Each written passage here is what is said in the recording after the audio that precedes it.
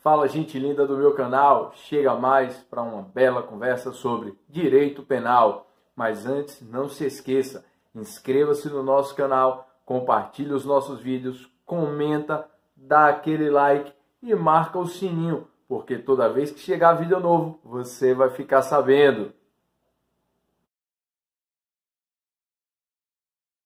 Olá, gente boa do meu canal. Chegou a oportunidade de falar do crime de falsa identidade. Meu caro amigo, minha cara amiga, sejam sempre muito bem-vindos.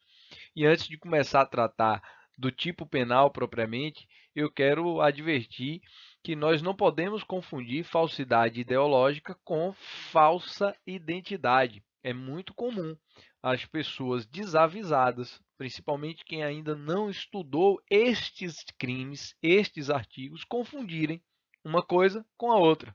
É muito comum pensar ou afirmar que uma pessoa, quando se apresenta dizendo que é outra, seria falsidade ideológica, o que é um erro, um grave equívoco, tá bom? Falsidade ideológica é o que nós estudamos no artigo 299, é omitir em documento público ou particular a declaração que dele devia constar, é inserir ou fazer inserir declaração falsa ou diversa da que deveria constar no documento público ou particular. É aquilo que está definido no artigo 299. É o que você verificou naquela oportunidade. Eu te convido, assista ao nosso vídeo sobre o artigo 299. Já está disponível. Se não assistiu, eu te convido, assista. Será um prazer, será uma honra ter você acompanhando os nossos vídeos.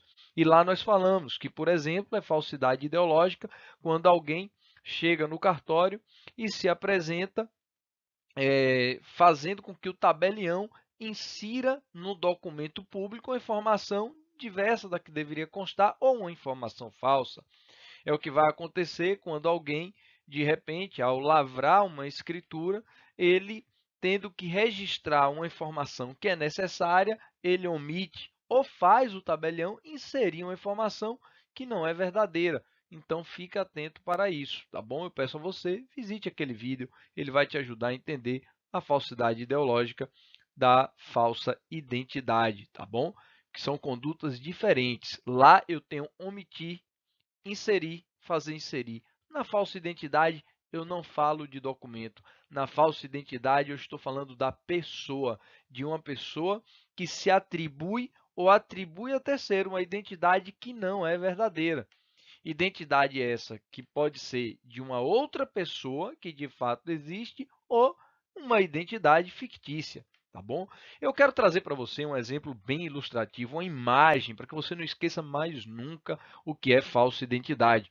Você certamente já assistiu um filme chamado As Branquelas, em que dois agentes de polícia, eles se passam por duas mulheres. Eles se colocam como se fossem pessoas diversas da que são na verdade.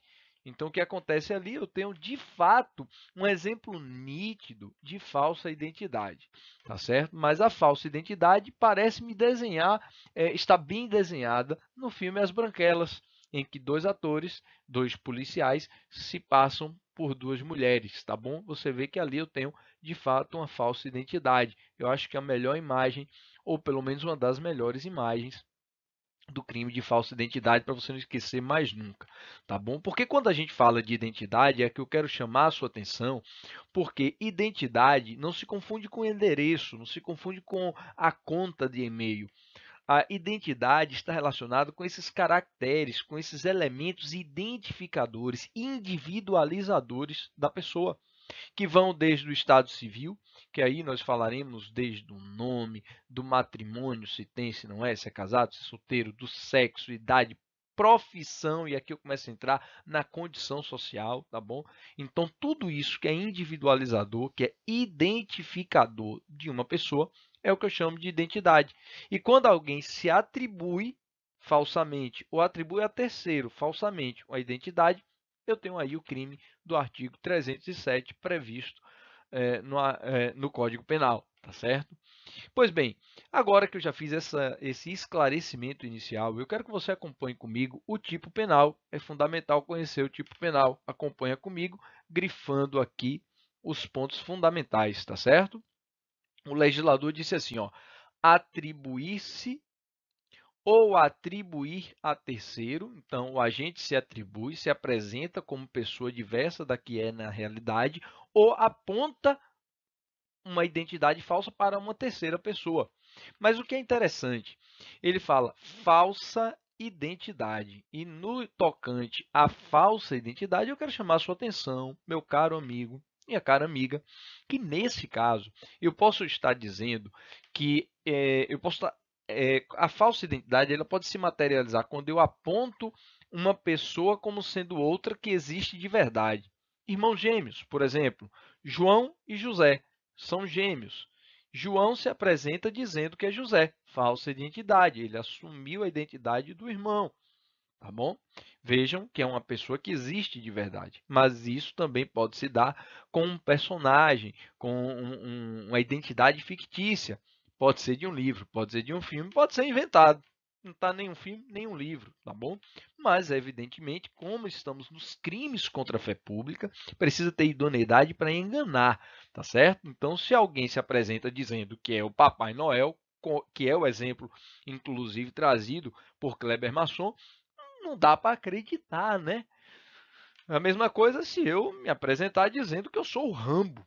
Não vai rolar, né? Olha a estrutura da criança aqui, não vai rolar. Se eu sou o Rambo, ninguém vai acreditar nesse negócio, não é verdade? Pois é. Eu me lembro aqui, inclusive, de um caso bem interessante. Um amigo meu, na sua juventude, numa festa, acabou se excedendo e acabou sendo conduzido para lavrar um termo circunstanciado de ocorrência, porque a vizinhança estava reclamando e tal. E aí perguntaram, como é o seu nome? E cadê a identidade? Ele, ó, quietinho, não apresentou documento, porque, presta atenção, na falsa identidade, o agente não utiliza documento. É a identidade em si, ele se apresenta, ele se atribui ou atribui a terceiro. Não tem utilização de documento, porque se usar documento falso, nós vamos para o artigo 304. E aí, se usar documento de identidade verdadeiro de outra pessoa, nós vamos ter outro crime, provavelmente o 308 do Código Penal, tá certo? E aí esse amigo meu, retomando, ele chegou e o policial perguntou como é seu nome e ele disse Joaquim José Xavier, o nome de Tiradentes, né? Naquela oportunidade passou em branco, o policial registrou e a vida seguiu. Mas se você pegar no desenho típico do artigo 307 a conduta praticada por esse amigo meu, ó, vestiu perfeitamente a conduta do artigo 307 do Código Penal de falsa identidade, tá certo? Então, fica bem atento para isso. Olha o que diz mais. Nesse crime, ele é um crime comum, qualquer pessoa pode praticar, e ele é doloso. O agente faz isso com consciência e vontade, consciência da falsidade da identidade e a vontade de se atribuir ou atribuir a terceiro essa identidade falsa. Mas isso não é suficiente. É importante que você fique atento para um detalhe fundamental. Este tipo penal, ele traz para nós um elemento subjetivo especial. O agente deve praticar a conduta visando obter vantagem em proveito próprio ou alheio, ou para causar dano a outrem. Portanto, eu quero destacar para você que aqui essa vantagem não precisa ser vantagem econômica, tá bom? Seja econômica ou não. E o dano pode ser, inclusive, moral. Quando eu digo do dano moral, trago isso com base em um julgado, tá bom? É lógico, a jurisprudência ela muitas vezes diverge, mas eu quero trazer para você um caso colhido na obra do nosso saudoso Júlio Fabrício Mirabete, o Código Comentado, onde ele traz um caso que uma amiga se passava pela outra em ligações telefônicas com outros homens, com alguns homens. E de repente essa amiga passou a ser assediada, sofrendo problemas, teve que procurar até a polícia para poder sair dessa rede que ela não sabia de nada. O que é que aconteceu? Naquele caso pontual, que é um caso julgado em São Paulo, foi reconhecido o delito de falsa identidade, inclusive porque observando o dano moral acarretado à vítima. Em que pese dizer que aqui o agente deve agir buscando determinada vantagem, econômica ou não, causar dano, eu não preciso que o agente efetivamente alcance a vantagem ou cause efetivamente o dano. Basta ele agir com esta finalidade especial. Por isso, esse crime é formal e se consuma no instante em que ele se atribui ou atribui a terceira falsa identidade, formal e instantâneo, consumado o delito naquele instante em que ele se atribui, independentemente de alcançar a vantagem ou causar o prejuízo, causar o dano previsto com uma finalidade especial do artigo 307, crime de falsa identidade. Devo advertir a você também que essa conduta ela é uma conduta comissiva, atribuir a si ou a terceiro, tá bom?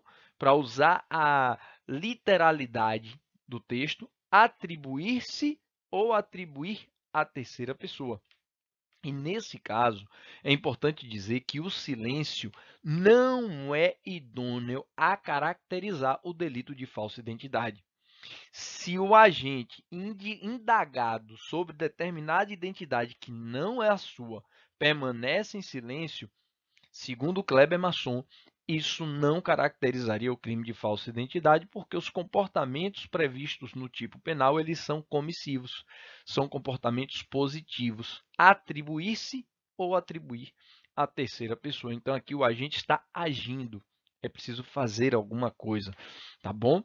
Digo mais para você, meu caro amigo, minha cara amiga. Fique atento que essas condutas podem ser praticadas de maneira em um ato único ou de maneira plurissubsistente. Por isso, a doutrina sinaliza que, a depender da maneira, do modo como foi concretizada a conduta, ou seja, o atribuir-se ou atribuir a terceira pessoa, esse crime pode ser unissubsistente, e aí não caberia tentativa, ou plurissubsistente, e aí passaria a caber tentativa, tá bom?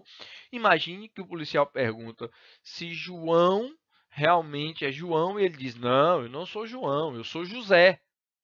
É um ato único. Ou ele se atribui a falsa identidade ou não. Em sendo assim, ou existe o crime ou não existe. É uma hipótese unissubsistente, tá bom? Ao contrário, se, por exemplo, nós estivermos falando de cartas de alguém que escreveu se passando por outro, ou de alguém que partilhou e-mails ou que transmitiu áudios se passando por outra pessoa, falsa identidade. Mas, plurissubsistente, pode ser que isso não chegue ao destinatário. Perceberam? Aí eu posso ter uma modalidade, sendo plurissubsistente, é possível a tentativa, tá bom? Porque o iter criminis passa a ser fracionável.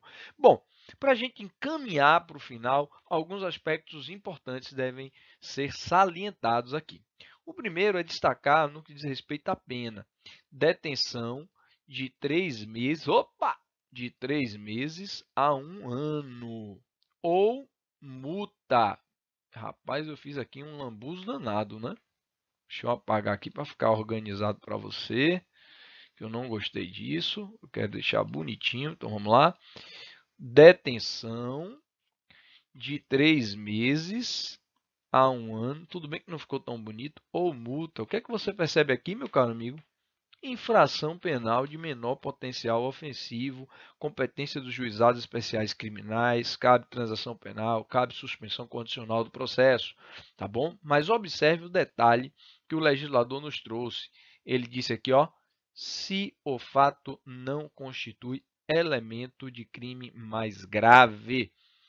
O que nós temos aqui é um caso de subsidiariedade expressa, que, para usar, se não me falha a memória, a lição de Nelson Hungria, saudoso e muito lúcido, incisivo, cuidadoso nas suas colocações, quando dizia, se não me falha a memória, foi Nelson Hungria, princípio da subsidiariedade É a ideia de um soldado de reserva.